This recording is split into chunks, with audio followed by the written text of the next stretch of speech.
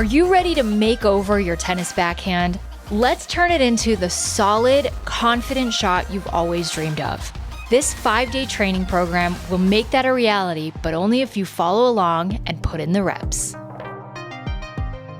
Welcome back to day 2 of the 5 Days to Your Best Backhand series. Today, our primary focus will be on training efficient footwork patterns. As in video 1, we'll be building on level of difficulty through intentional progressions. Footwork is so incredibly important because even if you have the best technique in the world, it doesn't matter if you're not able to move to the ball smoothly and calmly in all situations. To lay the groundwork, you'll see me first practicing a split step, pivot, and unit turn of my upper body. Notice that I'm loading on my outside leg as I pivot. This sets you up with a solid, strong base to both move from and swing from once that ball arrives. I know it can feel weird to practice the split step in a shadow swing, but the truth is hardly any amateur players use one as compared to 100% of professionals, and it's a critical part of good tennis movement. When you do this drill, be sure that you're taking the racket back with your body, as I demonstrate, instead of with your hands, which is a hugely common mistake. As we move on to drill 2, we're going to break down the footwork pattern for when you move out to a ball along the baseline. I start again with the split step, pivot, and unit turn, but then I point my toes in the direction that I'll be moving to the ball so that I can take a few steps to get in position. Once in position, I step forward to the ball with my inside leg. For righties, that's your right leg. For lefties, that'll be your left leg. The benefit of this square stance is having the ability to actively transfer momentum forward.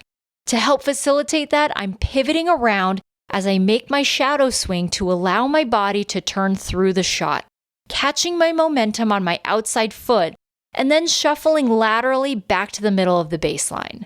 If the pivot through your swing feels weird, at first feel free to segment it. If you don't train efficient movement patterns like this ahead of time, then the tendency is to reach and lunge for short balls, which completely takes away your ability to take advantage of them. Next, I'm going to practice the same setup but with an open stance. Note that I start this drill slowly as I did the ones before, then I segment each position before making the pattern flow seamlessly. And it's not until I feel really comfortable that I start trying to increase my foot speed. If you're not used to open stance, then this can feel really foreign, so let me walk you through it quickly. As you swing, you'll want to drive up and out toward the ball with your loaded outside foot. After contact, you'll first touch down with that outside foot and then plant your inside foot to stop your momentum. That leaves you right back in a ready position so you can shuffle back to the middle. Becoming comfortable with this footwork pattern is critical to using the open stance and having the ability to hit powerful shots from wide positions on the baseline. Here's a quick tip. In your training, it's always a good idea to use video to analyze what you are actually doing with your footwork. And speaking of training, if you want to make the most out of every practice, make sure to download a copy of our free backhand worksheet so you can have a step-by-step guide to these drills on your phone or tablet. Simply click the link in the description or go to 5daybackhand.com. Now on to drill 4, where we'll add one last step that can be a real game changer in boosting foot speed because of how highly efficient it is. We'll continue using the same moves as in drill 3, but now I'm really spicing it up at the end. I split, pivot, and unit turn, take a few steps, get into my square stance, and shadow swing just as before. But then I practice bringing my outside leg around so that it's in line with my inside leg. For righties, that back leg that comes around is the left leg. For lefties, it's the right. Now here's the key. Once I'm in this position where my body's parallel to the net, I take that outside leg and cross it in front of the other leg before finishing my recovery with a shuffle.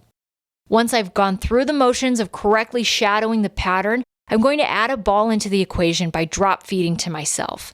I know that when you're shadowing, this drill can feel a little hitchy, so being able to hit the ball really helps me feel the flow of the pattern much easier because the crossover step is so dependent on the use of momentum going into the shot.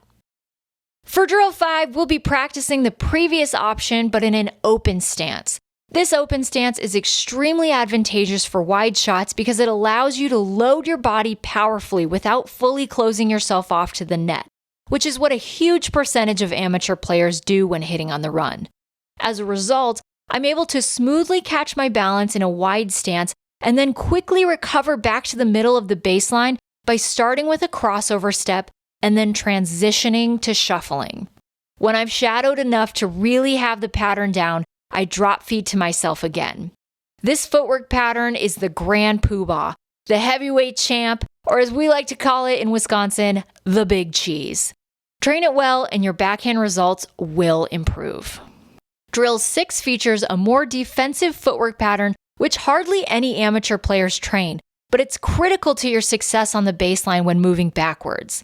After split stepping, I pivot back onto my left foot to set my stance in a position where I can athletically move for a deep ball. That is, as opposed to leading with the heels, which is slow and leaves the body in a weak position to hit.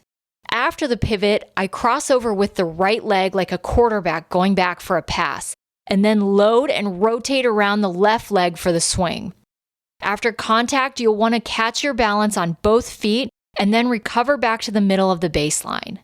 Definitely feel free to segment this at first if it's pretty foreign, as it is to most players, and it's pretty dynamic as well. Once I'm able to drop feed to myself, I hit with lots of topspin and height over the net, which is what we'll be focused on in the next video in day 3 of this series. The next drill's a fun one. Now I'm going to focus on practicing my response to a ball that's landing well short of the baseline where I have an opportunity to attack. After making my unit turn, I use 2 different footwork patterns to move forward. One is a crossover step with my left foot, and the other is a smooth shuffle step. Both lead me into a square stance swing that transfers my momentum through the point of contact and then into a forward pivot to allow my body to turn powerfully. If you're looking for more advice on backhand power, just wait until day 5 of this backhand series. It's coming up. After the swing, I cross over with my left foot to quickly recover for the next shot. Of course, you could also choose to follow the shot forward offensively to the net and use it as an approach. Totally up to you. Go ahead and click the videos to move forward or back in this 5-day training series.